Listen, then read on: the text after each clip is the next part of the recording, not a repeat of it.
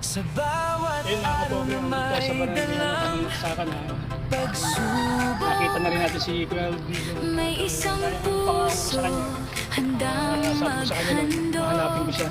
Kasi galing di kami nagbakas mga kapobre. Tulad ng pinangako ko kay Kuya Rodrigo, sabi ko sa kanya, hanapin ko siya after namin nagbakas. Kaya ngayon, mga kapobre, ito na yung si Kuya Rodrigo. At ayun, ito nga pala yung bahay niya na Kuya Rodrigo, mga kapobre. Kuya, kumusta?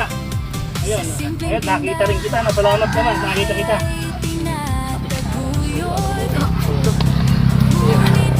Kuya, kamusta na? Wala kaya tang lakad ngayon?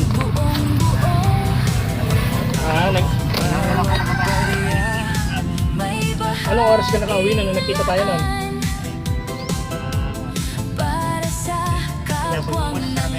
Ay, yung time talaga.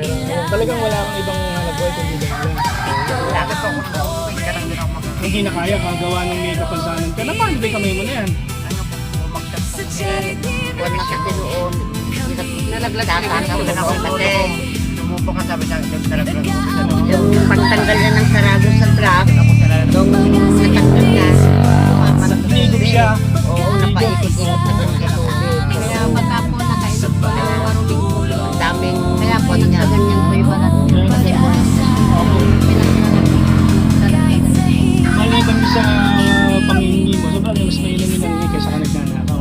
Mas maganda na yung ginagawa mo. Kaysa gumawa ka na hindi maganda. Ayun, tulad nga na naipangako namin sa'yo ng kasama ko, yung asawa ko na isang araw hahanapin kita.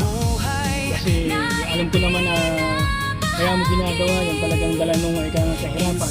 Tama lang ginagawa mo kaysa gumawa ka ng, kaysa gumawa ka na hindi maganda. Maski naman ako, mas gugustuhin ko na yung ganun. Talagang mas mahirap mong gagawa ka na hindi maganda. Mas pangit kang ganun. Naano na si nanay, siyempre, nasasaktan lang ko sa sinasabi. Wala mo masama sa ginagawa mo yun. Hindi nung hapon na yun, minauwi ka pa para sa pamilya mo. Meron namang konti. Kaya mo tayo siguro, meron namang pag may nakapanood ng video natin ito, lalo na sa ibang bansa, may mabubuting loob. Siguro, may tutulong sa'yo, may magpapagod ng tulong, lalo na kay Lola. Lola, ilang taong ka na po? matanda na ko na. Opo. 1949. Hindi na po talaga kayo nakakita yung isang mata nyo. Opo. Nasaktan ng kataratan. Wala naman akong perang pagpatanggal. Babali ang nagtataguyod po sa pang-araw-araw na pangangailangan niyo si Kuya Rodrigo. Kung hindi po siya lalabas para manlimos, para manghuni, wala po kayong kakainin, gano'n. Nagkakabait po talaga ng anak, ano. Kayo naman po yung kapatid niya. Hindi tatlo lang po kayo dito. Walang kami nasa bahay. Pag umaalis si Kuya Rodrigo, kayo po kasama niya. Hindi para siyempre lagi siya may kasama. Minsan ako maalis naman siya kasi nangangahoy po siya araw-araw. Ito naman ang naka-schedule sa pangangahoy. Para Kaya si nanay nandito lang. Masipag pala si ate. Dito No? lang sa So, dulang. hindi na kaya ni nanay kasi baka madisgrasya pa dahil siyempre yung may problema yung mata Hindi niya. naman ako mga ayop pa hindi ko na maharap sa mamudok pa ako. Wala naman kayong gasol. Wala. Alam, Talagang kahoy lang po talaga. No? Tapos wala rin kayong kuryente. Ayun, solar po. Umaasa lang kayo sa solar. Solar Opo. po. Sa tubig naman, sa kayo kumukuha ng tubig? Nag-iigib po sila doon kasi malayo po. Kaya may ganito.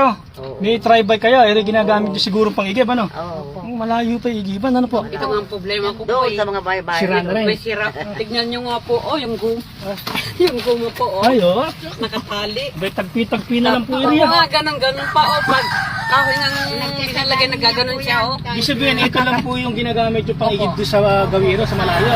Buti nga yung mga tao, binigyan ako ng 100. Paggawa mo yan, nanay, baka ka pa dyan. Sige, di baka sakaling may makapanood na magbigay sa atin ng sidecar nyo. Ayun, Kung sakali, yun. Bago ko yan. Ayun,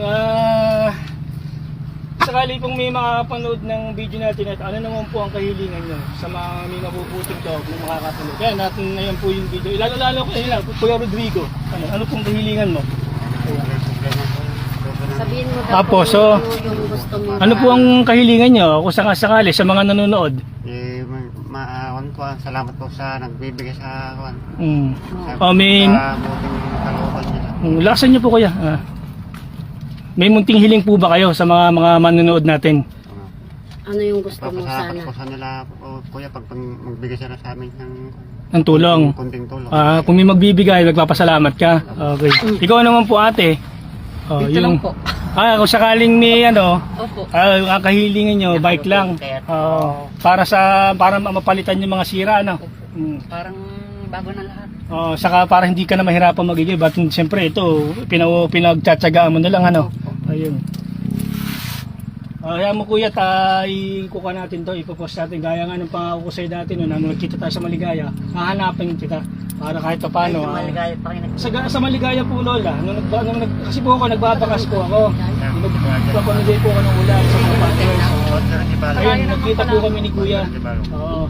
Kita kami sa Maligaya, lumapit siya sa akin dahil hindi pa nga raw siya kumakain. Kaya sabi ko, inabutan ko na lang siya ng pambili ng Hindi pagkain naman niya. po kumakain yan pag umaalis. Tapos nahihilo.